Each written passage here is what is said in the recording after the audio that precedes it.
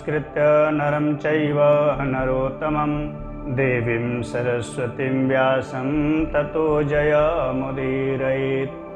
गुरुर्ब्रह्मा गुरुर्विष्णु गुरुर्देवो महेश्वर गुरुसाक्षात् परब्रह्म तस्मै श्रीगुरुवे नमः। ध्येय सदा परिभवग्नमभीष्टदोहं तीर्थास्पदं शिवविरञ्चिनुतं शरण्यं भृत्यार्तिः प्रणतपालभवाब्धिपोतं वन्दे महापुरुषते चरणारविन्दं।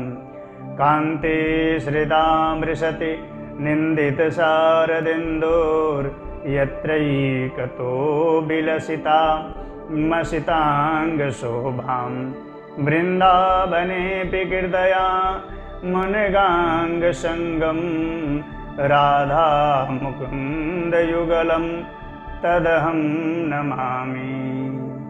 वंशी विभूषितकरा नवनीरदाभात् पीताम्बरादरुण बिम्बफलाधरोष्ठात् पूर्णेन्दुसुन्दरमुखा दरविन्दनेत्रात् कृष्णात् परं किमपि तत्त्वमहं न जाने।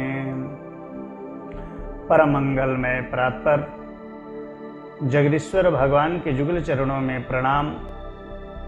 काशी विश्वनाथ माता अन्नपूर्णा के चरणों में प्रणाम। भक्त वृंदों के हृदय में विराजी ठाकुर जी के चरणों में प्रणाम। आज हम सब श्रवण करेंगे काशी की उत्पत्ति कथा और काशी मणिकर्णिका का महात्म्य।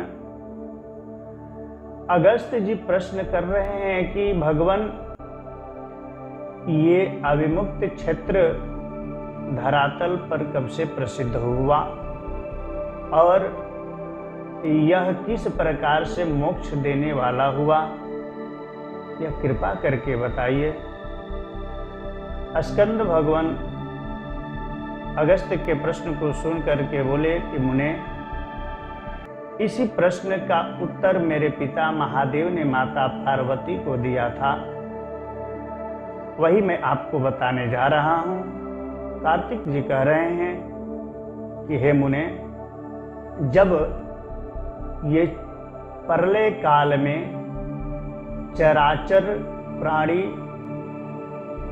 सब नष्ट हो गए थे, कुछ भी नहीं रहा, सूर्य चंद्रमा ग्रह नक्षत्र दिन रात आदि कुछ भी नहीं रहा, सर्वत्र अंधेरा छाया हुआ था, तब सत्य स्वरूप परम ब्रह्म ईश्वर ने एको हम द्वितीयो नास्ति कहते हुए वर्णन करते हैं। और वो परम ब्रह्म सत्य स्वरूप निराकार निराधार रहित निर्गुण, जिसका कोई स्वरूप नहीं, और वो ब्रह्म ने मन में विचार करके प्रलय के आदि में एक से दो होने का विचार किया और वो परम ब्रह्म प्रकृति को अपने तेज से शक्ति को प्रकट किया और वो शक्ति सर्व ज्ञानमयी दुनिया को उत्पन्न करने वाली सर्वशक्तिमान शक्ति के रूप में प्रभु ने जो प्रकट किया, और ये जो है माया के रूप में, और परम ब्रह्म ने उस प्रकृति के साथ परम ब्रह्म पुरुष के रूप में, और जो है ये शक्ति प्रकृति के रूप में, ये पुरुष और प्रकृति के रूप में दोनों विहार करने लगे। और विहार करते करते कुछ समय पश्चात जब कुछ भी नहीं रहा, सर्वत्र नष्ट हो गया था, तो ये परम ब्रह्म ने शक्ति के साथ काशी क्षेत्र का निर्माण किया। जब उद्भव जल इत्यादि कुछ भी नहीं रहा, तो ये काशी क्षेत्र का निर्माण किया। और काशी का अर्थ होता है, काशी मतलब ज्योतिर, उजाला, प्रकाश। और ज्योति के रूप में स्थान को जो चयन किया, निर्माण किया, बनाया, उस जगह का नाम काशी पड़ा। काश्यते प्रकाश्यते इति काशी। जो अपने तेज से वहां पे तेज को स्थापित किया और वो वहां पे रहने मात्र से वो जगह जो है ज्योतिर्मय हो गई, प्रकाशित हो गई। इस कारण उस जगह का नाम काशी पड़ा। और उस काशी में प्रकृतिक और पुरुष, ये दोनों महादेव, ईश्वर और शक्ति, दोनों ने मिलकर के विहार किया। और विहार करते करते आनंद में, आनंद स्वरूप में भाव विभोर होकर आनंद कर रहे हैं। और उस आनंद करते समय उस प्रलय के समय में भी वो प्राकृतिक पुरुष ने उस जगह का परित्याग नहीं कर पाया, जिस कारण उस जगह का दूसरा नाम अविमुक्त पड़ा। मुक्त नहीं कर पाया, त्याग नहीं कर पाया, इसलिए उस जगह का नाम अविमुक्त पड़ा। और उस जगह आनंद से अपना समय व्यतीत करने लगे, विहार किए आनंद में। आनंद कानन में दोनों लोग जो है लगे हुए। और उस जगह का एक और नाम पड़ा जिसका नाम है आनंदवन। और उस आनंद वन में विहार करते हुए ये प्राकृतिक पुरुष ने अपने बाएं अंग पे दृष्टि डाली और अमृत की वर्षा होने के लिए ये तेज ऐसी दृष्टि डाली। और उस वाम अंग से एक परम पुरुष को अवतार दिया, जन्म दिया। और वो परम पुरुष जन्म लेते ही सर्वशक्तिमान तेज स्वरूप, आनंद पीताम्बरधारी और तेज और सभी पुरुषों में उत्तम कार्य करने वाले, और ऐसे होने के कारण उनका नाम पुरुषोत्तम पड़ा। और उनको जन्म देते ही प्रभु महादेव जी ने बोला कि आप जो है दुनिया के जो है सृष्टि के विस्तार के लिए आपका अवतार हुआ है, और पुरुषों में आपने उत्तम कार्य करने के लिए आपका अवतार हुआ है, इसलिए आप पुरुषोत्तम के रूप में जाने जाएंगे। आप अच्युत हो, आप महाविष्णु हो, इसलिए आप मेरा आदेश है कि आप आगे सृष्टि का विस्तार करो। और इस प्रकार के उन महादेव के वचन सुन करके महाविष्णु ने थोड़े देर ध्यान लगाया, और ध्यान लगा करके और तपस्या में बैठ गए। और उसी जगह पे एक चक्र पुष्करणी कुंड का निर्माण किया, और उस कुंड में अपने पसीने के जल से उस कुंड को भरा। और भर करके उसी कुंड के पास जो है विष्णु नारायण ने तपस्या किया, घोर कठोर तपस्या किया। और उनके तपस्या से प्रसन्न होकर के महादेव पार्वती जो है प्रकट हो गए, बोले कि वर मांगो, वर मांगो। तो नारायण ने, विष्णु ने वर मांगा कि प्रभु यदि हमारे तपस्या से आप प्रसन्न हो तो आप यही वर दो कि मैं आपको और जो है माता पार्वती को जो है दोनों को एक साथ दर्शन करना चाहता हूँ, ये दर्शन होता रहे। बोले महादेव बोले कि तथास्तु, अवश्य होगा। और आप जो है वेदों के, आपके श्वास से वेद का उत्पत्ति होगा, वेद निकलेगा, और उस वेद से संपूर्ण ज्ञान होगा, और उस ज्ञान से सृष्टि का जो है आप रचना करोगे, और आज से आप सृष्टि का जो है विस्तार करो। और जिस जगह पे आपने तपस्या किया है, इसी जगह पे मेरा मुक्ता मणि जो है से सुशोभित, मणि से जड़ित जो है मेरा कणिका यहाँ पे गिरा हुआ है, इसलिए इस जगह का नाम मणिकर्णिका पड़ेगा, मणिकर्णिका होगा। और ये सभी जगहों से, सभी तीर्थों से उत्तम होगा।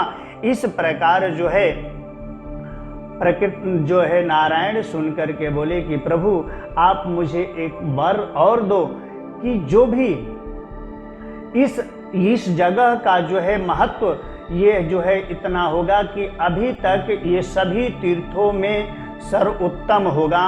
ऐसा न कभी हुआ हो और ये ऐसा कोई तीर्थ न बना हो और न कोई आगे बने।